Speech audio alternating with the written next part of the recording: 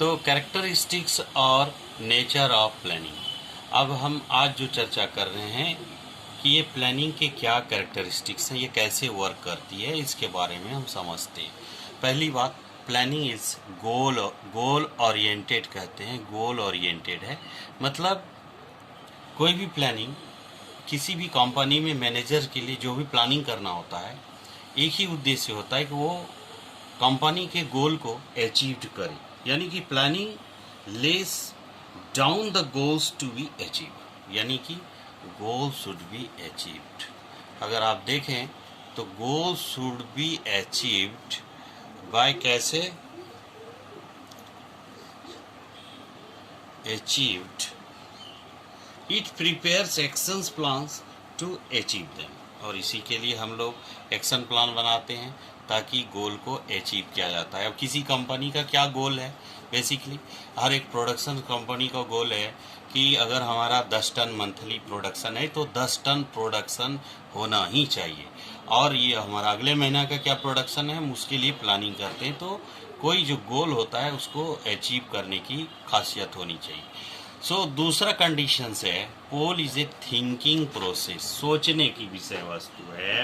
यानी कि अगर आप इसको इस तरह से समझिए कि at the outset it was pointed out that planning, thinking before doing, planning means thinking before planning. अगर थिंकिंग करते हैं, कुछ चीज़ आप सोचते हैं, थिंकिंग बिफोर प्लानिंग, तो आपका वो काम आसान हो जाता है। यानी सोच करके आप इस कंपनी के प्लानिंग को सक्सेस कर सकते हैं। तीसरा case, planning is a basic function, आधारभूत क्रिया संरचना है। Planning is the basic functions of management. First of all, plan is prepared. Therefore, other functions of management such as organize, staffing, directing and controlling. ये आप पहले plan करते हैं, पहले आप गोल को अचीव करने के लिए सोचते हैं, सोचने के लिए आप एक फंक्शन करते हैं, प्लानिंग करते हैं, ताकि आपका स्टाफिंग जो है या एम्प्लॉय जिसको कहते हैं, ये सब आपके साथ मिल करके आपके कंपनी के गोल को अचीव कर सके, नहीं तो नहीं होगा। Planning is pervasive. Planning is pervasive मतलब planning function is perform for all manager, it's function for all managers. मैंने पिछले वीडियो में भी ये चर्चा किया था कि बहुत सारे डिपार्टमेंट्स होते हैं। एक छोटा सा हम यहाँ पर एक कंपनी के आप स्ट्रक्चर्स को अगर आप देखेंगे तो कंपनी में अगर हम पब्लिक लिमिटेड्स की अगर बात करें तो जनरली हम लोग जानते हैं कि कुछ यहाँ पर कंपनी के अंदर कुछ डिपार्टमेंट्स होते हैं जिसमें काम करते हैं। तो पहला जो इम्पोर्टेंस डिपार्टमेंट होता है, अगर शुरू से अगर हम बात करें तो आप पढ़ते हैं एक डिपार्टमेंट जिसका नाम होता है पर्सनल एंड एडमिनिस्ट्रेशन कहते हैं। एडमिनिस्ट्रेशन, पर्सनल एंड एडमिनिस्ट्रेशन, ये पर्सनल एंड एडमिनिस्ट्रेशन के ही अधीन HRD आता है, human resource and development. Employments को जॉब पे रखना और एम्प्लॉय कितने एब्सेंट करते हैं, एम्प्लॉय के सारे डेटास को जानना, नया रिक्रूटमेंट, सब कुछ पर्सनल एंड एडमिनिस्ट्रेशन के आते हैं। दूसरे के अधीन अगर हम लिखें तो हम कह सकते हैं कि अकाउंट्स। ये अकाउंट्स का एक डिपार्टमेंट होता है जिसमें फाइनेंशियल डिसीजंस लिया जाता है, फाइनेंशियल डिसीजंस लिए जाते हैं, इसीलिए इसको फाइनेंस मैनेजर भी कहते हैं, फाइनेंशियल मैनेजर। तीसरे केस में काफ़ी शॉर्ट्स में करके आपको हम समझा रहे हैं, सिंपल, जल्दी समझ में आ जाएगा। प्रोडक्शन, उत्पादन, प्रोडक्शन, ये प्रोडक्शंस कंपनी में प्रोडक्शन मैनेजर्स होती है जो कंपनी के मैन्युफैक्चरिंग को देखती है, ये प्रोडक्शन डिपार्टमेंट होती है।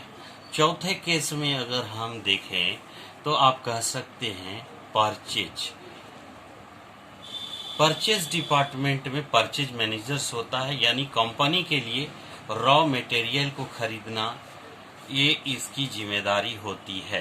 रॉ मटेरियल्स को कोई कंपनी में पब्लिक लिमिटेड्स को जानने के लिए ये परचेस करती है। नंबर 5 में अगर आप देखें, जो 5 मुख्य हम रख रहे हैं, सेल्स, ये इसमें सेल्स मैनेजर्स होते हैं जो सेल्स के काम को करती है, सेलिंग का काम करते हैं। ये इसके अंदर प्रोडक्टिव मटेरियल्स को सेल किया जाता है। प्रोडक्टिव मटेरियल्स जो बनाई कंपनी इसको सेल करती है। अब इसके अलावा आप क्यूसी समझते हैं, क्यूसी होता है क्वालिटी कंट्रोल, R&D होता है रिसर्च एंड डेवलपमेंट। ये सब हम लोग एक ही में स्टडी कर लेते हैं सबके, लेकिन सबकी रिपोर्ट जनरल मैनेजर को जाता है। लेकिन ये सारे इसको ये सब को जो रिक्रूटमेंट होती है HR मैनेजर्स के ही अधीन आते हैं। ये डिपेंड करती है कि ये किस तरह के मैनेजमेंट को डील करती है। तो जब हम अगले एक वीडियो, फिलहाल आप ये चीज़ को समझिए कि planning is a basic function में स्टाफिंग और एम्प्लॉयमेंट के साथ मिलके प्लानिंग करते हैं। और प्लानिंग इस प्रिसेसिव में ऑल मैनेजर्स का जब मैंने जिक्र किया तो ये सारे डिपार्टमेंट के जो मैनेजर्स होते हैं ये सब को मिलजुल करके एक यूनिटी के साथ कंपनी के गोल को अचीव करना पड़ता है। इसके लिए ये प्लानिंग की जाती है, ताकि अगर हम सीधा कहें HR और सपोज प्रोडक्शन में अगर कोऑर्डिनेशन नहीं, सहयोग नहीं तो क्या होगा? ऐसे केस में ये परेशानी होगी कि HRD अगर गलत रिक्रूटमेंट कर दिया प्रोडक्शंस के लिए तो क्या ये प्रोडक्शन कर पाएगा वो व्यक्ति जिसका ज्वाइनिंग होगा? तो HR ये भी चेक करती है कि each and every people who join this company they should be proper in their knowledge, otherwise they can't be recruited directly. So here we need the perseverance amounts to all managers. So this is the 4 parts of the pervasive. Number 5, planning aims of efficiency and effectiveness. There are the both things which previous video already I explained. Effectiveness and efficiency, one more times if you understand, just a little things which I am saying. Effectiveness and efficiency, यहाँ पर हम देखें कितना cost लगेगा हम देंगे। Cost not matter, कोई matter नहीं है, जितना चाहिए हम पैसा खर्च करेंगे, बट टाइम के अंदर हमारा काम हो जाना चाहिए। बट यहाँ पे हम देखेंगे कॉस्ट के साथ साथ टाइम को भी, कि अगर हमारा साथ पैसा के साथ साथ समय भी लगे और सही प्रकार से उसके आउटपुट भी आए, ये दोनों चीज को देखते। तो मेनली अगर आप यहाँ पर अगर आप ध्यान देते हैं तो आप कह सकते हैं कि यहाँ पे हम टाइम को कंसीडर करते हैं और यहाँ पर हम मनी को कंसीडर करते हैं, कॉस्ट को करते हैं। क्योंकि कॉस्ट और टाइम जब दोनों देखते हैं तो हम ये देखते हैं कितने पैसे खर्च कर रहे हैं, कितने से समय में कितने काम को पूरा करने के लिए। यहाँ पे हम पैसे नहीं देखते हैं, सिर्फ समय को देखते हैं, कम समय में ज्यादा काम होना चाहिए।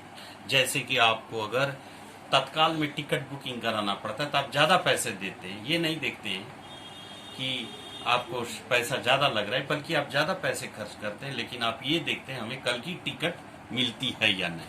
तो यहाँ पर जब हम चर्चा कर रहे हैं planning aims of efficiency, it means the very purpose of planning is to execute the work at the minimum cost. Efficiency में आप यहाँ पे देखिए हमने जिक्र किया कॉस्ट एंड टाइमिंग, मतलब आप समझ गए कि हम यहाँ कॉस्ट की चर्चा कर रहे हैं।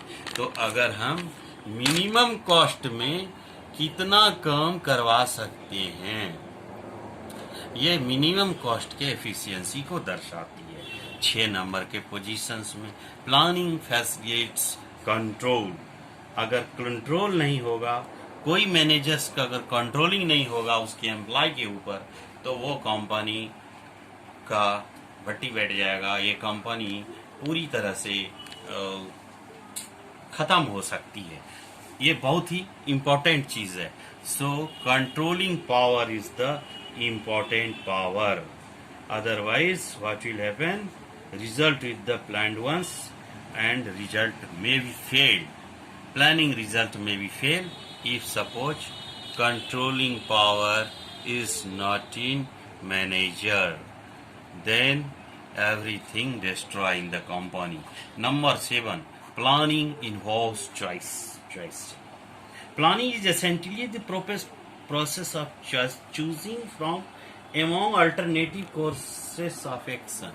आप यहाँ पर चूज कर सकते हैं। आपने जब प्लान करना शुरू किया तो आपने मीटिंग करा, 5 लोगों के साथ आपने बैठा, सारे मिडिल मैनेजमेंट, सीनियर मैनेजमेंट, ये सारे लोग बैठे, ये सारे लोग बैठ करके एक मीटिंग किया। मीटिंग में डिफरेंट लोगों ने डिफरेंट आइडिया दिया। आपको जो सबसे सुटेबल लगता है, किसको, मैनेजिंग डायरेक्टर को, जो ये सबका बॉस है, एमडी, कंपनी का डायरेक्टर, ये जिसका डायरेक्टर, जैसे हमारे इन का डायरेक्टर दुबे सर, तो वो ये 5 लोगों का बात सुन करके ये डिसाइड करते हैं कि क्या करना है, क्या नहीं करना। इसीलिए सबसे ओपिनियन लेते हैं, फिर डिसीजन करते हैं। तो यहाँ पर हमको चॉइस बहुत बड़ी चीज मिल जाती है। और planning is an intellectual process, means planning involves high or rather intellectual thinking.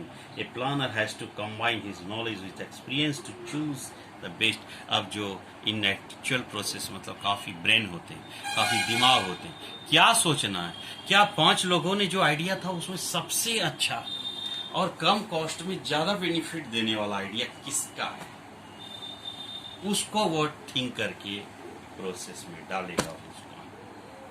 अगर ऐसा नहीं होगा तो वो क्या करेंगे, इस प्लानिंग के टर्म को कैंसिल कर देगा।